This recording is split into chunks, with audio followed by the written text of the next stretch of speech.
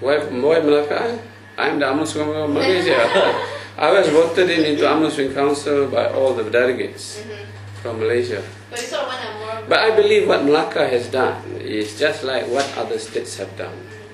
They are preparing themselves, they are tightening their election machinery, they are looking into the register of voters, they make sure everything, everything related to general election will be polished, so that when the dissolution of Parliament is declared by the Prime Minister, they have a state of what all systems go in place.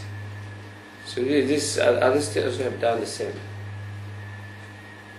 So we have to make a lot of now explanations to the people about the government policies, the justification, rationale, well, new policies like having the regional development corridor are now being implemented, all over Malaysia. We have to explain why the rising prices, the possible rising prices of fuel, because of the global situation. We have to explain other issues to the UMNO members in depth, so that they really understand, and not only understand, they must agree to that, so that they can be acting on behalf of UMNO to explain to others, including non-UMNO members and the Rakyat as a whole. So vital issues like illegal demonstration of certain extremist group and the opposition will have to be explained in the way they understand and agree what actions the government so far have taken, against this extremist group, and why extremism is not consistent with the national interest of Malaysia, and then the possible devastation that extremism will deliver to this country if not control or contain. So this kind of expression must be explained to the people, because now when general election is declared, the fate and the destiny of the existing government will be entirely dependent on the perception of the Rakyat. If the Rakyat perceive the government has done the right thing, and they have done things in the protection of the Rakyat interest, I think they will support the government. If not, it otherwise will happen. So do you expect sort of a clean sweep by the end of these elections, or do you think you're going to face sort of a strong challenge from the opposition parties in light of all these issues that are popping up? Yeah, Barisan Nasional or UMNO always expect many challenges, many issues, to be raised by the opposition against us. But one thing we have the conscience: whatever we do in good faith. What we have done now, changing national policies, for example, new emphasis on agriculture and agro-based industries. As I mentioned, corridor, new development corridor created, all over the country.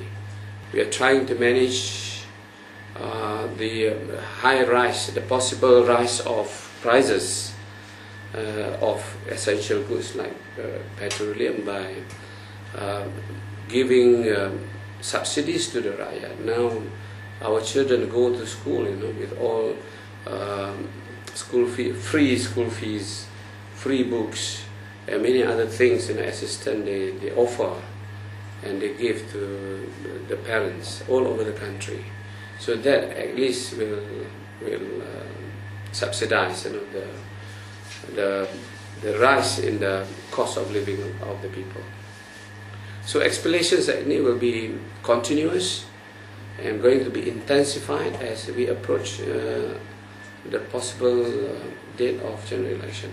I think it was like a meeting in December, that you said that the Malays should use a parang to defend the Ketuhanan Melayu. I think that issue has cropped up, and we're just wondering, I mean, have you received any sort of backlash about that statement? I mean, there was a police report that was the true statement I made is that if the extremist group trying to push, the Malays into the corner and continue with their extremist activities, giving no breathing space to the Malays, I am afraid the Malays will lose their consideration, and they will come out with certain action which might be desirable.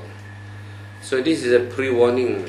In a country like Malaysia, multiracial country, we have to be moderate when we forward or we struggle for certain vested interests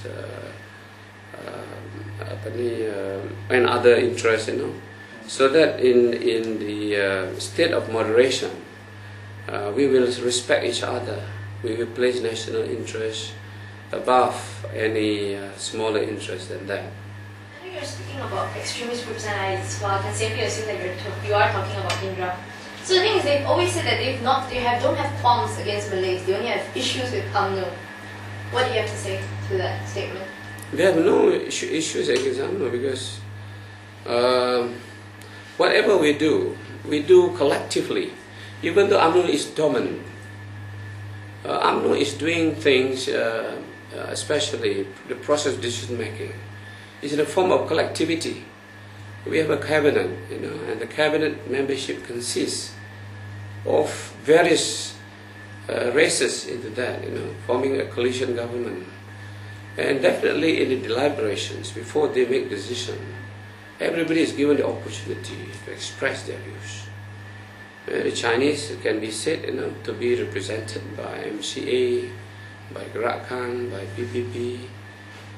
So are the Indians.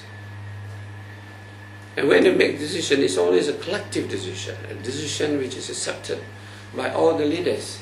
We cannot take the decision of individuals, so many of them. We have 24, 25 million people. So decision must come from the leaders, and the leaders are representing the interests of their own respective people. So once they make a decision in cabinet, it is going to be a collective decision, and that's what we are going to implement.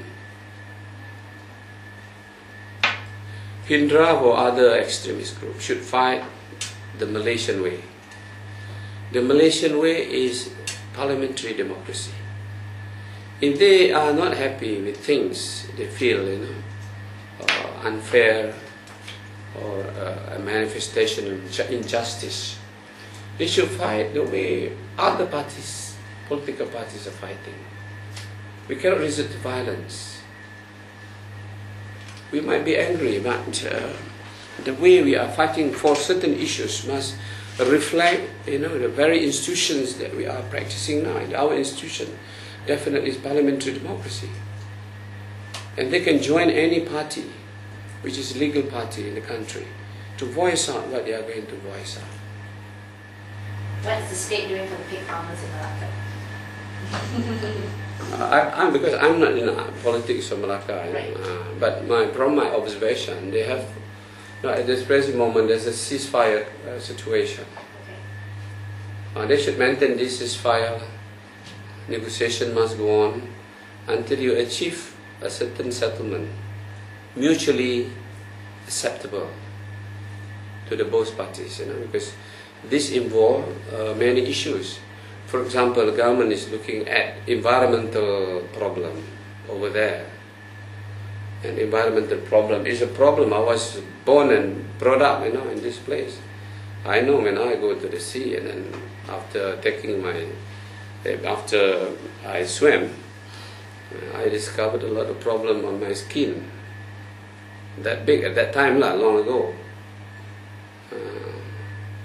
So maybe the government is acting on this environmental situation. For the Chinese, maybe for the farmers, this might be their livelihood. And then if you want to change that, you must have a good replacement, a good alternative. For example, if you want to do away with poultry, you change to piggery and then change to poultry.